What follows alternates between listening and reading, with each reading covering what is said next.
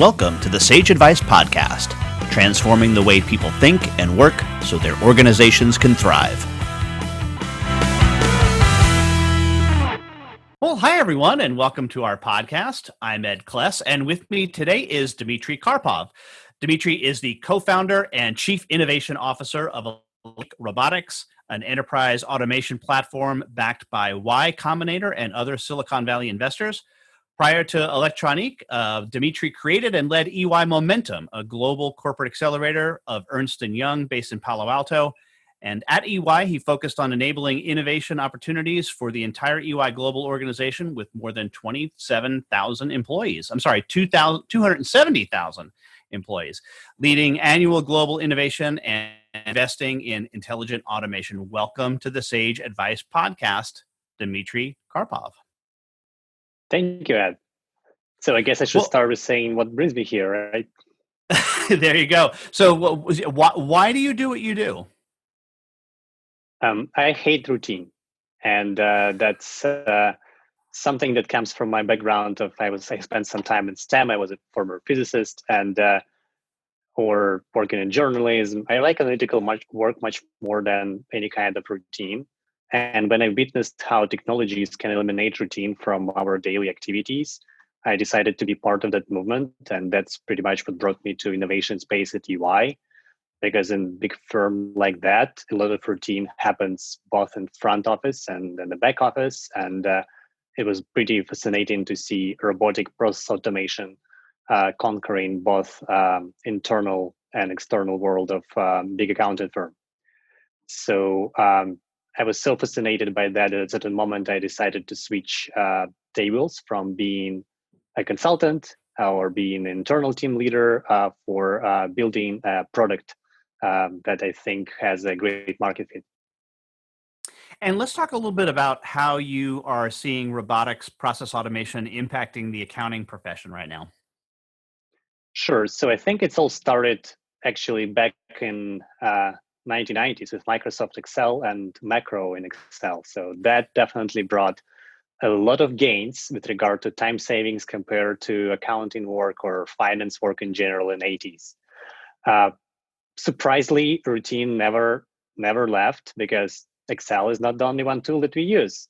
Unfortunately or fortunately, there are many more other solutions. And with every new great IT tool to do something very well, there's more and more tools that pretty much are not integrated, and humans play a sometimes miserable role of being interfaces between different computer apps. And what robotic process automation does, it's pretty much if something could be scripted, do A, then do B, then it could be automated, because what we do in computers could be done by robots that control mouse and keyboard and do exactly the same things that you do. In accounting, the level of requirements, the level of being like the demand for being more insightful drives greater and greater demand for working with data, and also having access to this data to make a decision or to give this data to a client on demand and so on. Pretty much that routine can be eliminated with something as brutal as RPA, and also with something more intelligent like artificial intelligence and optical character recognition. These two things together pretty much strip out routine activities from accounting, really creating more like an expert accountant rather than a powerful robot accountant who can process a lot of the same things many times, not really thinking much. So I think accountants become much more insightful, became much more efficient. For example, if you spend time on onboarding clients to computer system like Sage or Intuit in the past, you don't need to do it now. Even if the systems don't have interfaces to do it automatically, the apps I mentioned before, RPA tools can help there. So more insightful, more efficient. And I think in the end of the day, that will lead to accountants compete in these two factors essentially against each other for clients, because now everyone can do things very fast, provide more advice if accountants use the technology in the first place. So to me now, the impact on the profession is that accountants become more experts than before, and their expertise will really differentiate them in the market when all things get automated. Sure, and it reduces what we used to call PEBCAC errors, right? Problem exists between keyboard and chair in terms of the ability to Right. get the data correct in the first place. So there's even less of that as well. I wonder if you brought up AI, and one of the things that I think some people struggle with, including myself, which is why I'm asking the question, is understanding the difference between RPA and AI. And how would you define the difference between those two things? Sure. So robotic comes from the word algorithmic. I think that's pretty much a bit of marketing around word algorithm. Algorithm essentially is an instruction. Machine learning, the basic of artificial intelligence, is not about having an algorithm by letting a machine create an algorithm for you when it has certain targets and has certain data to train to do that. For example, let's say you need to take a lot of bank statements and extract certain data from these bank statements for your client interest. Let's say that client has one standard form of a bank statement. So what you can do, and ElectroNeek lets people with no IT skills to do that, you open that in the tool, you highlight different fields in the template and say, hey, here will be transaction number, there will be transaction date, there will be account name.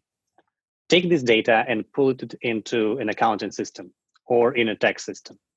That will be an algorithmic or a robotic approach to do that. So for this class of problems, when you don't have variable input, RPA itself with no AI works perfectly well. But now let's say you have hundreds of different bank statements. Let's say you have big international client, and creating a pretty much mapping data from each template will take a lot of time and may not be economically viable if you have change in templates from time to time. Okay, maybe bank statements don't change their form that often, but invoices do. Variability among invoices and bills is pretty high. So instead of training, telling the system, telling the bot where to take the data, you can tell the bot that is powered by advanced optical character recognition system that can work with unstructured data, that you will be looking for transaction numbers, you will be looking for account names, and you will be looking for transaction dates. Machine learning, as part of this advanced optical character recognition tools, pretty much can figure out what is one data, what is another one. Of course, there could be some drawbacks of that, but for standard documents like invoices or bills, that's already a solved problem. With ElectroNeek, for example, we don't have own optical character recognition system, as any other RPA tools typically don't have them. We use partners, technology partners to complement for that. You can pretty much solve the problem of robotic data extraction using one of the free OCR tools provided by Microsoft or Google. They work really well for that class of problems. But if you want to extract data from unstructured documents, then you can use one of the partners we have in our ecosystem and use the solutions together. So in IPA, in AI and RPA, things are a bit differently, like they're different algorithms versus machine learning. But the greater value for us as users comes from combining these things. But it makes sense to combine them when you have certain class of problems. Unstructured data, decision making. For example, you want to classify transaction as operating or capital expense. How can you do that? You can never explain a bot to do that because it will be pretty much a lot of rules. It will be like sending this bot to to school.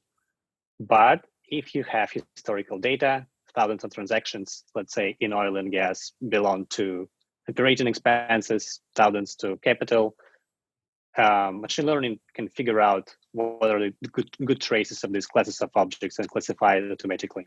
So it's in structured data, that's classification, and then it's machine vision. For example, you want to automatically navigate through interfaces when they change or something like that. It's more like under the hood of the tool, a bit more advanced level of RPA. We don't actually call ourselves an RPA tool. We call ourselves intelligent automation tool because we brought that analytics component that allows us to find repetitive processes that could be automated. And that's pretty much not an algorithm anymore. But the core is still a robotic approach to automation. And Dmitry, we have an exit question that we ask all of our guests, and that is, who is a hero of yours and why are they a hero? I realized that when I answered this question in my life, most of the people I I called heroes became later, my opinion about them changed to pretty something very negative because they've learned something or they did something if these are living people. So the only one exception I would say is my wife. So I will call her my personal hero because she takes a lot of care about our family during this. When you build a technology company from scratch, specifically here in Silicon Valley, people are pretty busy. So even with COVID, very busy, even still saving time on the road. But without her, it would not be possible, and she still has a daytime job. So for me, that's being a hero. All right. And lastly, Dmitry, how can somebody contact you? So our company name is ElectroNeek, and my email address is dmitry@electroneek.com. So I hope that it might not be, so it's Donald Michael ITRY at ELCTRONWEK.com. All right. Dmitry Karpov, co-founder and chief innovation officer of ElectroNeek. Thanks so much for being a guest on the Sage Advice podcast. Thank you, Ed. Have a good day. For more Sage Advice, visit and subscribe at sageadvicepodcast.com.